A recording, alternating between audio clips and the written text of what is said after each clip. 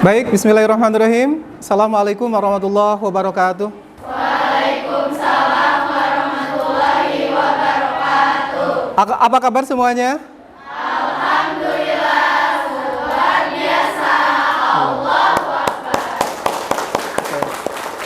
Baik, adik-adik sekalian, sebelum dimulai pelajaran, silakan disiapkan terlebih dahulu. Siap. Berdoa mulai.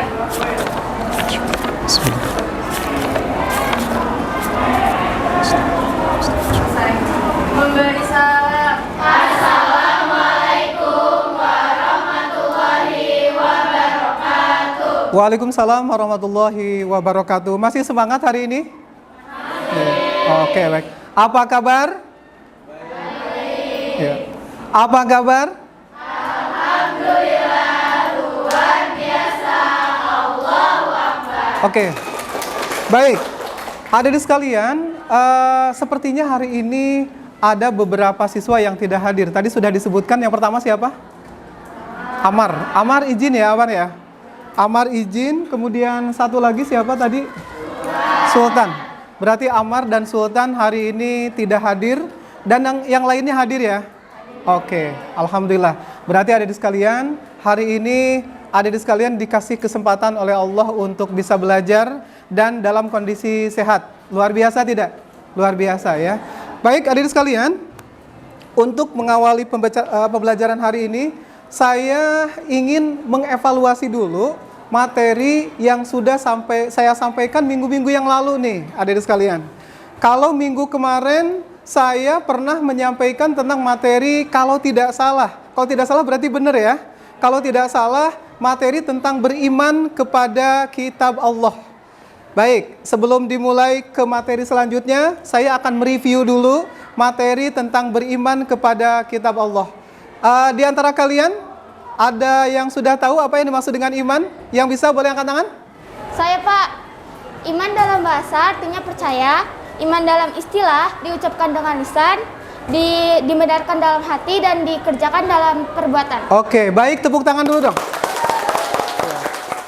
Untuk pertanyaan yang kedua, saya ingin bertanya tentang iman kepada kitab Allah. Yang bisa angkat tangan? Saya, Pak. Iman kepada kitab Allah Subhanahu wa taala artinya meyakini sepenuh hati bahwa Allah Subhanahu wa taala telah menurunkan kitab kepada nabi atau rasul yang berisi wahyu untuk disampaikan kepada seluruh umat manusia. Baik, tepuk tangan dong. Iya, luar biasa. Saya sudah memberikan 2 pertanyaan tentang pengertian iman, lalu tentang pengertian iman kepada kitab Allah. Ada satu lagi pertanyaan yang saya ingin tanyakan mengenai nabi dan rasul yang berhak menerima 4 kitab itu. Karena kitabnya ada 4, pertama Taurat, kedua Injil, ketiga Zabur, keempat Al-Quran. Pertanyaan saya, siapakah nabi yang berhak menerima 4 kitab tersebut? Yang bisa angkat tangan? Saya, Pak. Silakan. Yang pertama ada kitab Taurat. Kitab Taurat diturunkan kepada Nabi Musa alaihissalam. Yang kedua ada kitab Zabur. Kitab Zabur diturunkan kepada Nabi Daud alaihissalam. Yang ketiga ada kitab Injil. Kitab Injil diturunkan kepada Nabi Isa alaihissalam. Dan yang keempat ada Al-Quran diturunkan kepada Nabi Muhammad SAW. Luar biasa sekali, tepuk tangan. Baik adik-adik sekalian, sekarang kita akan mencoba melanjutkan materi yang akan Bapak sampaikan di kesempatan siang hari ini. Materinya adalah, ada yang tahu materinya? Belum tahu ya? Materi hari ini kita akan bicara tentang menghindari dari perilaku menghindar dari perilaku sikap kekerasan, dari perilaku kekerasan. Jadi hari ini kita akan coba lihat materinya, silakan dibuka. Hadirin sekalian, pertemuan hari ini saya akan bicara tentang toleransi dan menghindari tindak kekerasan. Di sini ada 4 poin yang harus kalian ketahui. Yang pertama ada kompetensi dasar. Yang kedua ada tujuan pembelajaran. Yang ketiga ada materi pembelajaran. Dan yang terakhir nanti ada penilaian hasil belajar. Next. Nah, ini kompetensi dasar adik-adik sekalian. Kenapa saya harus sampaikan ke adik-adik sekalian? Adik-adik sekalian harus mampu menganalisa pertama Quran surat Yunus ayat 40 sampai dengan 41. Yang kedua, Quran surat Al-Maidah ayat 32. Kemudian yang terakhir harus mengetahui hadis tentang toleransi, kerukunan, kemudian menghindari dari tindak kekerasan. Kita coba lanjut. Nah, ini adalah tujuan pembelajaran di pertemuan kita ini. Tujuan pembelajarannya adalah mengidentifikasi Quran surat Yunus ayat 40 sampai dengan 41 dan Quran surat Al-Maidah ayat 32 sesuai dengan kaidah tajwid dan makhorijul huruf. Lalu selanjutnya menunjukkan hafalan Quran surat Yunus ayat 40 sampai dengan 41, dilanjutkan dengan Quran surat Al-Maidah ayat 32 dengan lancar. Selanjutnya mempresentasikan keterkaitan antara kerukunan, toleransi yang sesuai dengan Quran surat Yunus ayat 40 sampai dengan 41 dengan menghindari tindak kekerasan sesuai dengan pesan Quran surat Al-Maidah ayat 32. Jadi adik-adik sekalian, pada pertemuan ini kita akan bicara yang pertama adalah toleransi, yang kedua adalah menghindari dari sikap kekerasan. 2 poin itu yang akan Bapak sampaikan. Baik, selanjutnya. Nah, ini peta konsep. Kenapa saya harus menggunakan peta konsep? Supaya materi yang saya sampaikan hari ini dapat tersampaikan dengan jelas dan mudah dimengerti oleh adik-adik sekalian. Apa peta konsepnya? Yang pertama, saya harus memastikan bahwa adik-adik sekalian memahami makna perintah Allah.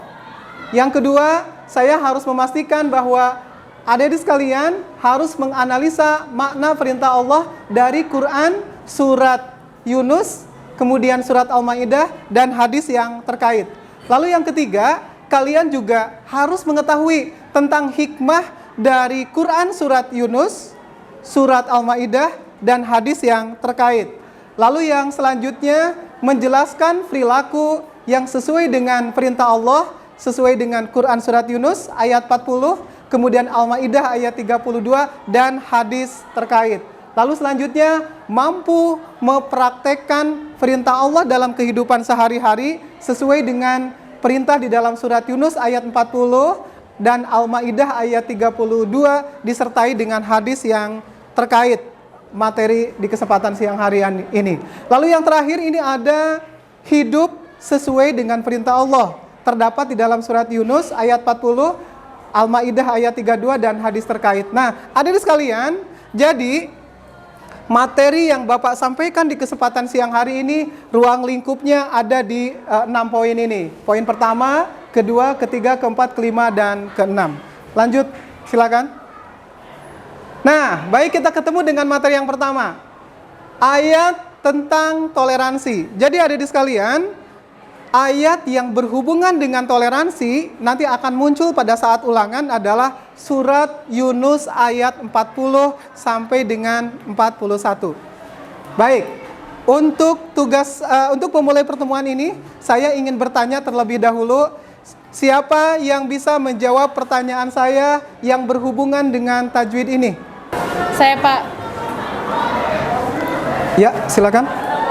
Jadi di surat ini tuh ada hukum pertama, ada wa minhum, minnya itu nun sukun ketemu ha, itu izhar.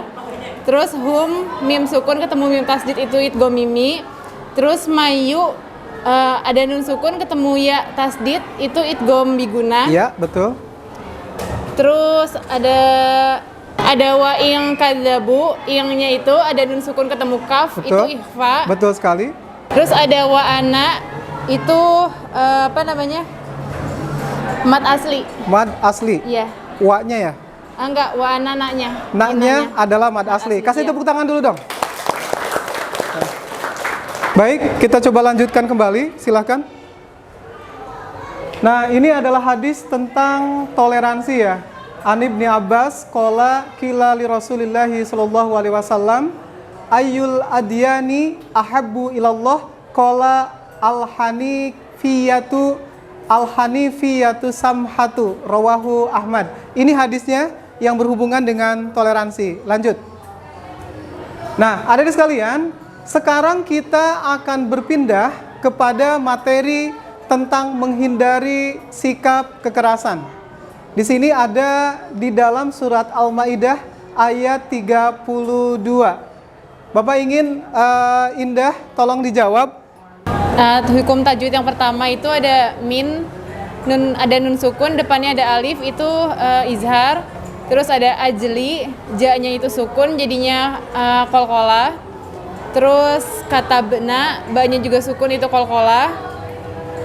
Terus ada maung qotala, maungnya itu ikhfa, ada nun sukun ketemu qaf. Terus ada sambi, sa-nya itu huruf tanwin ketemu ba, jadinya iklab. Terus ada ma-nya itu 2 harokat, itu matobi. Sudah. Oke, baik. Indah, terima kasih. Tepuk tangan dulu dong buat Indah. Baik, adik-adik sekalian, jadi materi ini, materi toleransi dengan menghindari daripada sikap kekerasan.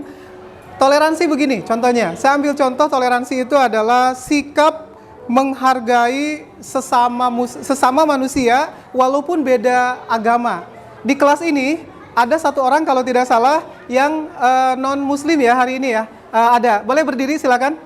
Nama saya Luna. Luna, boleh saya tanya karena ini berhubungan dengan materi toleransi. Boleh. Kamu seorang non-muslim dari agama apa? Kristen Protestan. Iya, baik. Aluna ya? Iya. Ya, Aluna silakan duduk. Adik-adik sekalian, nah kita sebagai seorang muslim tentu saja Islam mengajarkan untuk bertoleransi. Kayak teman kita adalah Aluna. Aluna ini adalah sahabat kita, sekaligus Aluna ini beragama yang berbeda dengan kita, yaitu tadi Kristen Protestan. Nah, oleh karena itu Islam mengajarkan kita untuk selalu bisa bertoleransi, bisa menghargai satu sama lain. Jadi jangan sampai begini, apalagi negara kita itu negara yang banyak agama ya. Negara Indonesia ini negara yang banyak sekali agama di negeri ini. Ada agama Islam, ada agama Kristen, ada agama Hindu, agama Buddha, dan lain sebagainya. Sebagai seorang muslim, tentu saja Islam mengajarkan bagaimana kita bertoleransi. Jadi negara kita kan tahu sendiri, tadi Bapak bilang bahwa negara kita itu negara yang mayoritas muslim, tetapi di sisi lain negara kita itu banyak sekali agama yang di luar Islam. Betul tidak? Betul. Saya sebutkan. Pertama tadi kayak Aluna. Aluna itu kan non-muslim dari agama Kristen Protestan, betul ya? Agama non-muslim Kristen Protestan. Lalu ada juga Kristen Katolik. Kemudian ada Hindu, ada Konghucu, ada yang lainnya. Nah, adik-adik sekalian, di dalam Al-Quran sudah pasti Allah menjelaskan bahwa kita itu harus bisa menghargai sesama, harus bisa membangun toleransi. Kenapa toleransi harus dibangun? Karena Allah sudah mengajarkan di dalam Al-Quran. Surat Yunus ayat 40 dan 41 itu sudah jelas-jelas mengajarkan bagaimana kita hidup bertoleransi. Itu yang pertama. Yang kedua, kita juga harus menghindar dari sikap kekerasan. Kenapa? Karena kekerasan itu sesuatu yang tidak baik, betul ya? Kita tahu bahwa kadang-kadang anak SMK, tapi tidak SMK kita. Anak STM, dia tawuran tuh adik-adik sekalian. Yang satu dia melakukan penyerangan ke SMK yang lainnya. Lalu apa yang terjadi? Terjadi pada waktu itu perkelahian yang berujung korban adik-adik sekalian. Apakah itu berbahaya? Sangat berbahaya adik-adik sekalian. Nah, Islam mengajarkan untuk tidak melakukan kekerasan. Kalau ada orang yang melakukan kekerasan, berarti dia belum bisa membangun keindahannya Islam. Dia belum bisa melaksanakan ajaran yang Allah ajarkan tentang menghindari kekerasan. Sampai di sini ada pertanyaan? Saya Pak. Silakan. Apa yang harus kita lakukan ketika di sekolah kita terjadi kekerasan? Baik, kasih tepuk tangan dulu. Saya akan mengulang kembali pertanyaan salah satu di antara kalian. Apa yang harus kita lakukan apabila di sekolah kita terjadi kekerasan?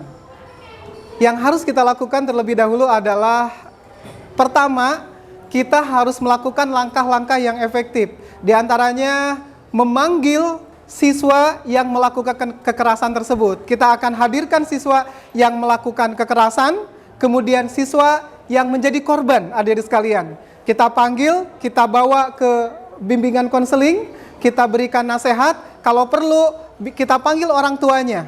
Kenapa harus dipanggil orang tuanya? Supaya ada efek jerak kepada siswa tersebut. Seperti itu ya. Supaya ada efek jerak kepada siswa tersebut. Pertama siswanya dipanggil, lalu yang kedua orang tuanya dipanggil ke sekolah. Kenapa harus dipanggil tadi? Supaya tidak ada lagi kekerasan di sekolah kita. Selanjutnya, yang kedua, setelah terjadi kekerasan itu, anak tersebut diberikan sebuah nasihat, diberikan sebuah bimbingan. Bila perlu 2-3 hari dia tidak diikutkan dulu belajar. Setelah itu baru dikembalikan lagi untuk belajar seperti biasa. Asal kebiasaan melakukan kekerasannya itu sudah mulai tidak dilakukan lagi. Itu yang pertama. Yang kedua, sekolah harus membuat sebuah sistem, sebuah aturan bahwa sekolah kita tidak boleh ada kekerasan. Kalau ada yang melakukan kekerasan, maka dia harus segera dikeluarkan dari sekolah ini. Seperti itu barangkali ya. Baik, terima kasih atas pertanyaannya. Kita akan lanjut kepada materi selanjutnya, silakan. Baik, adik-adik sekalian, ini adalah hadis tentang perintah menghindari sikap kekerasan. Rasulullah juga mengajarkan kepada kita, Allah mengajarkan untuk tidak melakukan kekerasan, ditambah lagi Rasul juga menegaskan di dalam hadisnya. Saya akan bacakan hadisnya. An Abdullah ibni Umar radhiyallahu anhuma anin Nabi sallallahu alaihi wasallam qala al muslimu man sallamal muslimuna min lisanihi wa yadihi wal muhajiru man hajara ma nahallahu anhu. Jadi adik-adik sekalian, yang membuat seseorang muslim itu selamat itu karena dia bisa menjaga lisannya, dia bisa menjaga tangannya, tidak melakukan perbuatan yang merugikan orang lain. Kita sebagai seorang muslim nggak boleh dong melakukan perbuatan yang merugikan orang lain. Jangankan begini logikanya, kalau misalnya salah satu di antara adik-adik sekalian, misalnya kamu ya, kamu disakiti oleh teman sebangku kamu, pasti kamu marah kan? Dan kamu juga nggak mau disakiti oleh orang lain. Nah, caranya adalah dengan tidak mau disakiti oleh orang lain, berarti kita tidak boleh menyakiti orang lain, adik-adik sekalian. Karena ngerasa bahwa disakiti itu tidak enak dan tidak menyenangkan. Lalu, apa yang harus kita lakukan? Kita ciptakan suasana SMK ini menjadi salah satu suasana yang sangat menyenangkan, juga kondusif pada saat belajar, dan yang tidak kalah penting, kita harus selalu membangun kebersamaan, baik dengan sesama muslim maupun dengan yang bukan sesama muslim. Seperti itu. Lanjut.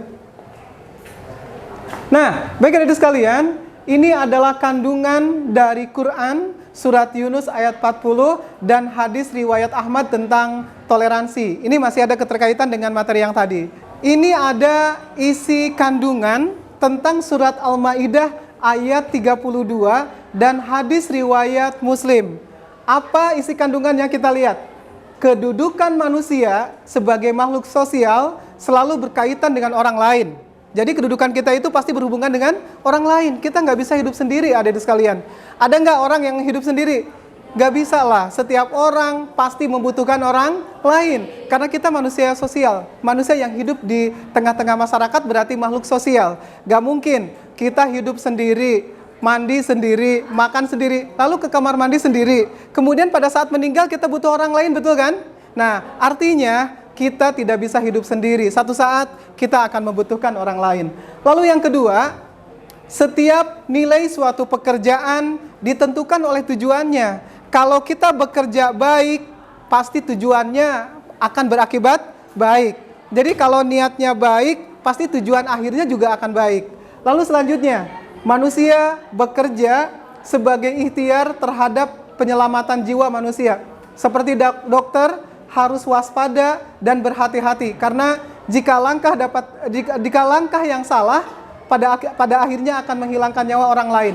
Jadi adik sekalian, kita itu ditakdirkan sama Allah untuk bisa saling berbagi dengan orang lain, bukan saling menyakiti orang lain. Kenapa? Karena ketika kita berbuat kepada orang lain, maka hidup kita juga akan mendapatkan kebaikan. Tapi sebaliknya, Apabila kita justru menyakiti orang lain, suatu saat kita akan disakiti oleh orang lain. Seperti itu, adik-adik sekalian. Silakan dilanjut. Adik-adik sekalian, ini adalah hikmah toleransi dan menghindari sikap kekerasan. Bapak minta satu orang untuk membacakannya tentang hikmah toleransi dan menghindari sikap kekerasan. Hikmah bersikap toleransi. Yang pertama, menghindari terjadinya perpecahan dan memperkokoh silaturahmi serta menerima perbedaan. Yang kedua, hikmah menghindarkan diri dari perilaku kekerasan. Pertama, menyelamatkan jiwa, raga, harta, dan keluarga. Kedua, menegakkan amar ma'ruf dan nahi mungkar. Dan yang terakhir, terwujud suasana kehidupan yang nyaman, damai, sejahtera. Oke, baik, tepuk tangan. Baik, adik-adik sekalian, tibalah di materi yang terakhir atau di evaluasi, karena setiap materi yang saya sampaikan hari ini tentu saja harus ada materi, harus ada soal yang harus kamu jawab sebagai penghujung pertemuan kita.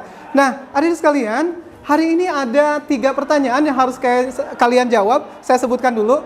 Yang pertama, tugas kamu adalah menuliskan ayat Al-Quran tentang toleransi dan memberikan contoh dalam kehidupan sehari-hari. Lalu yang kedua, kalian dituntut untuk menulis ayat Al-Quran tentang menghindari sikap kekerasan. Dan yang ketiga, sebutkan hikmah toleransi dan menghindari sikap kekerasan. Jadi kesimpulannya, adik-adik sekalian, kesimpulan dari materi ini bahwa sikap toleransi itu harus dibangun di dalam kehidupan sehari-hari. Baik toleransi dengan sesama agama maupun berbeda agama. Lalu yang kedua, kita juga tidak boleh melakukan kekerasan, adik-adik sekalian, karena kekerasan dilarang oleh Allah di dalam Al-Quran. Bahkan Rasul sendiri juga melarang perbuatan yang bernama kekerasan itu. Baik adik-adik sekalian, silahkan Bapak memberikan waktu kepada adik-adik sekalian untuk mengerjakan soal ini. Silahkan.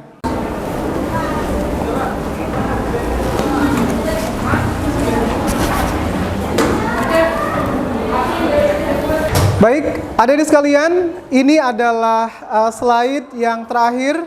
Coba kita lihat di slide paling ujung. Nah, sekian dan terima kasih, berarti materi hari ini sudah tuntas saya sampaikan. Dan sebelum ditutup, kita kasih tepuk tangan dulu dong. Ya. Baik, adik-adik sekalian, terima kasih atas kebersamaan adik-adik sekalian hari ini. Bapak berharap dan berdoa semoga adik-adik sekalian tetap dalam keadaan sehat. Dan yang tidak kalah penting, mudah-mudahan saya ingin anak AKL 2 ini Allah takdirkan kalian semua menjadi orang-orang yang sukses. Baik sukses di dunia maupun sukses di akhirat. Dari saya dicukupkan. Hadanallahu wa iyyakum ajmain. Wassalamualaikum warahmatullahi wabarakatuh.